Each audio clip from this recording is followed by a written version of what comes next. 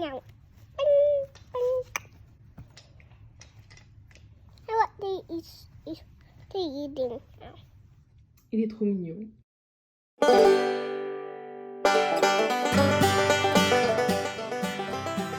J'ai donné à mon enfant de 3 ans son petit livre en feutrine qu'il a bien entendu. Je voulais lui offrir pour son anniversaire il y a quelques mois déjà, oh là là. Et je l'avais commencé en janvier 2022. Donc voilà, il m'a pris 1 an et demi à terminer. Je fais pour chacun de mes enfants un livre en feutrine que j'essaie de leur offrir pour le Noël ou leur 2e ou 3e anniversaire. Donc le pauvre, lui, c'est plus tard que les autres. Peu importe. Donc je lui ai fait une page avec des dinosaures, une page avec un camion de glace parce qu'il est fan du camion de glace. Quand il entend la musique, c'est la fête. Il a aussi sa petite voiture rouge et jaune qui est très populaire aux États-Unis. C'est sa voiture préférée. Il a une page de cow-boy parce qu'on est au Texas. Et enfin, une petite maison avec des lutins parce que dans tous les livres de feutrine de mes enfants, j'ai fait une petite maison. Et souvent, ils jouent ensemble en fait parce qu'au bout d'un moment, ils peuvent s'échanger leurs livres ou passer les jouets de l'un à l'autre. Comment faire ces petits livres? Je commence par choisir des boutons ou des petits bonhommes qui sont tout prêts parce que ça me fait gagner énormément de temps à partir de ce que j'ai trouvé dans ma boîte à boutons ou de ce que j'ai acheté au magasin d'activités manuelles.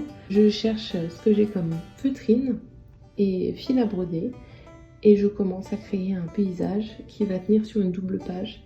Donc le format c'est A4 foncé ouvert, donc A5 quand c'est fermé. Je choisis des couleurs et je fais ce que je peux pour que ça colle avec les petits personnages qui vont aller dedans. Donc j'ai pas de patron en particulier, j'ai pas de talent de couturière particulier non plus. Tout le monde peut faire ce genre de choses. Le but de cette chaîne des mamans à part, c'est de oser faire des choses qui prennent du temps et d'oser les montrer à vos copines mamans. C'est pas se vanter, je pense, de montrer qu'on peut faire des belles choses, qu'on peut prendre notre temps. Oui, ça m'a pris 1 an et demi de faire un livre de 3 pages. Parce que oui, j'ai d'autres priorités. En tout et pour tout, je pense que ça prendrait peut-être 2 ou 3 semaines, avec 1 heure ou 2 par soirée. Donc c'est possible de le faire beaucoup plus vite. Mais bon, voilà, la vie arrive et on n'a pas toujours le temps de faire des belles choses, mais on peut aussi prendre le temps et les étaler sur plus longtemps. J'aimerais transmettre ça à mes enfants, qu'ils aient chacun un petit quelque chose de spécial dans leur fratrie, entre eux. Comme je disais tout à l'heure, ils jouent ensemble avec leur petit bonhomme qui passe d'un livre à l'autre. Et pour moi aussi, je trouve que c'est assez épanouissant de voir quelque chose de terminé, parce que la plupart de notre travail, on voit pas le résultat. Par exemple, la lessive, ça n'en finit jamais, ça continue éternellement. La cuisine, pareil.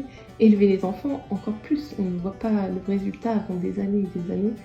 Du coup, avoir quelque chose de concret, je trouve que ça motive énormément. En plus, ça aide un peu sur la créativité, à trouver un exutoire pour ses envies créatives.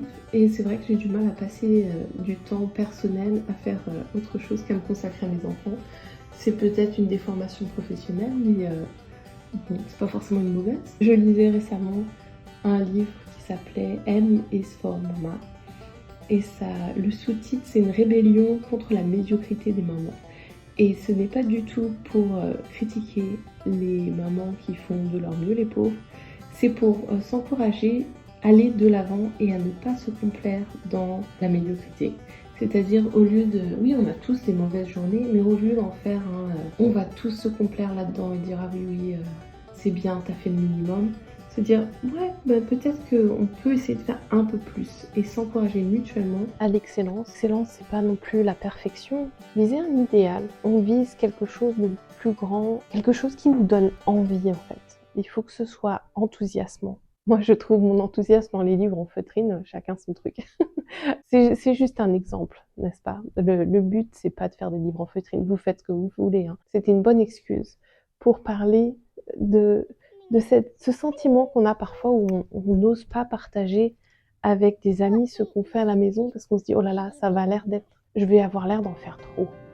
Et c'est dommage parce que y a pas de honte à partager avec ses amis ce qu'on fait. en famille pour ses enfants. Tout le monde sait bien qu'on n'est pas parfait 100% du temps, et même si vous faites pousser vos légumes dans votre jardin, tout le monde sait bien que vous allez en acheter au supermarché aussi. Ça veut pas dire que c'est à 100% tout le temps. Bref, c'était juste un exemple, ces petits livres en feutrine.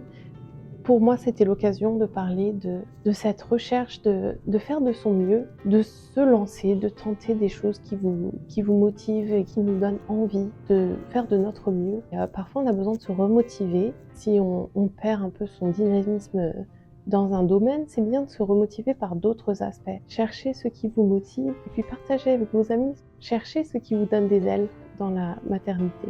Cherchez ce qui vous donne envie de faire des choses pour vos enfants, avec vos enfants. Parce que si le temps passe vite, voilà, mon aîné a 13 ans, et oui, il ne joue plus avec son petit livre en feutrine, mais il l'a toujours, et ses frères et sœurs jouent toujours avec. J'espère que ça vous a donné envie de tenter une ou l'autre activité, et je vous dis à bientôt.